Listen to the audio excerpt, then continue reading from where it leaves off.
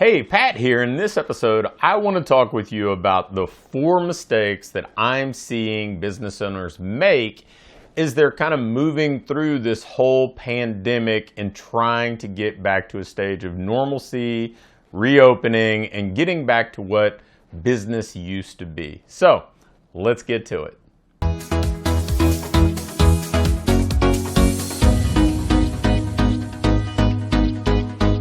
All right, let's talk about the 4 mistakes that I'm seeing small business owners make, that I'm seeing our fitness business industry owners make, really as they're either reopening now or as they're approaching reopening, depending on what stage they're in.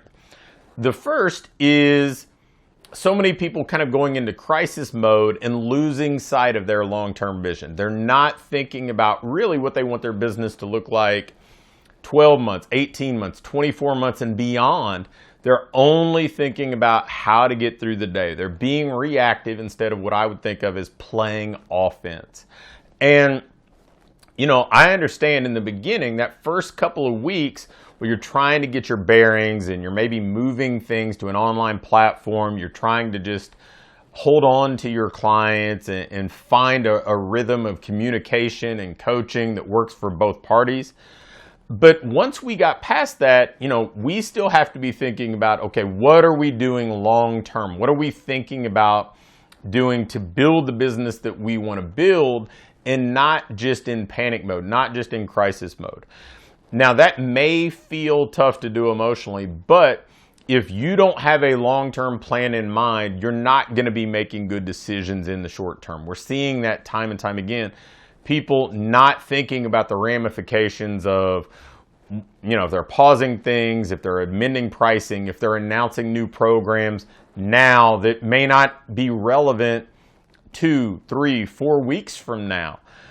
What they're doing in general in the short term, what those things are going to mean to their long-term vision. So that's number 1, being in crisis mode and not thinking about the long term. Number 2 is not focusing on still delivering a world-class experience and delivering great client results to the people that we serve. I mean, yes, the circumstances changed. Yes, if you're reopened, you may be limited in the capacity that you can serve in facility at a given time. If you're still doing things online, there are still constraints that way. What equipment clients have access to, what sort of buy-in you're getting for online. But at the end of the day, the job is to deliver the results the client wants through an experience they're going to enjoy.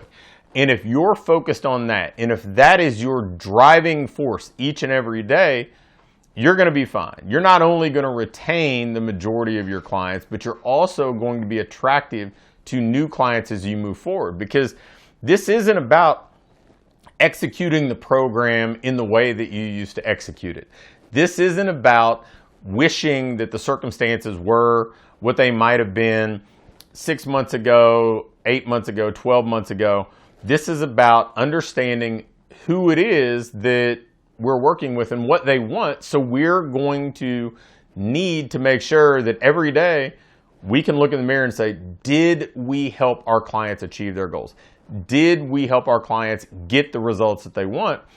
And I don't think that any of that's changed. In fact, I would tell you that the people that I've seen thrive through all of this and really hang on to the majority of their clients, and in some cases even grow, are the businesses that have engaged even more and have solved problems even more effectively and have said, look, you know what, maybe we're actually better at coaching clients thinking this way and being kind of forced out of our comfort zone than we were before. Maybe we're more engaged than we were before. And if we approach it that way, if we approach the results that we have promised to people, and that's why they're paying us, and the experience that we deliver, that connection, that community, that accountability that we can provide no matter what the circumstances, then we're going to be in pretty good shape. The third mistake that I've seen people make is they just kind of shut down marketing and selling. So not only is there this fear of attrition? There's a little bit of loss in some cases a lot of loss, because if you're in certain markets where people have been furloughed, they've lost their jobs, they're probably not going to stay with you. But in cases where maybe there's just been a little bit of attrition, businesses haven't been filling their business back up with people to replace the people they lose. If you're a business owner, you are marketing 12 months a year without exception. You're selling 12 months a year without exception. When I say without exception, I mean, that's it. There is no alternative if you want to be a healthy business owner. No alternative at all. And people have come to me and they're struggling and they're saying, well, I don't know what to do. I'm like, well, have you marketed? No, I've been so caught up in this, I've put that on the back burner. Like, well, it can never be on the back burner. People still have needs. They still have problems they want to solve. They still have goals they want to achieve. That's never going to change.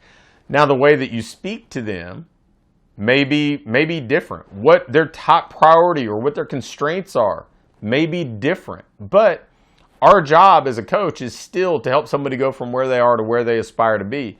And we still have thousands and thousands of people in every market who want to be in a better place than they are now and could use your help in getting there. So if you are marketing, don't be tone deaf. Be sensitive to the situation. Make sure that maybe you're being a little bit more flexible with the term of commitment, because people have some uncertainty about, what things are going to look like, a month, 3 months, 6 months, 12 months down the road. So maybe be more flexible there. Maybe offer people things that have lower risk on their part or are more flexible in the way that you're coaching them. But we're still selling. We're still bringing in people to what we do, because if we're truly living up to our mission as business owners, we should be able to help them even under the constraints that we're faced with now. And then finally, not being client-centric. People being so stuck in their methodology, being so stuck in the way that they operate, thinking it's about some magic program, or it's about a building, or it's about the tools that you use, when in reality, and we don't need all those bells and whistles to help somebody get better, to help somebody improve. We can do that with very limited resources if somebody is getting great coaching. I'd rather have a simple program executed extraordinarily well than the most creative, well-designed program with all the possible resources executed in a really haphazard or mediocre fashion. So you can do this for people. You can help them, and if you're being client-centric, you can be sensitive to all the other things that are going on in their life. You can help them do things that are going to improve recovery, that it's going to help reduce stress. It's going to help them find a little bit of balance and rhythm in their life. You can be, in many cases, the best part of their day if you're focused on them and not just focused on you, what you have going on, the things that you want to sell. No, solve problems, serve people, you'll do great. So those are the 4 problems or mistakes that I'm seeing small business owners make as they're going through this process. If you avoid those, you're going to be ahead of the crowd. You're going to be set up to succeed. And then as this keeps kind of moving forward, as some of the restrictions start to loosen, as we get towards the latter half of summer, when maybe kids are going back to school and people kind of get back to a more structured, normal routine, you're going to be poised to thrive because you're going to be doing the things that your competition isn't. Keep that in mind, stay the course, and you'll do great. Thanks for watching. If you click the first link in either the description or the link in the pinned comment, you can get my latest book, The Ideal Business Formula, for free. And if you like this video, hit the thumbs up button for me. If you have any questions or comments or video requests, leave me a comment below and I'll be quick to respond. And lastly, make sure to hit the subscribe button. I'm posting videos weekly now, and if you turn your notification bell on, you'll be sure to get them all.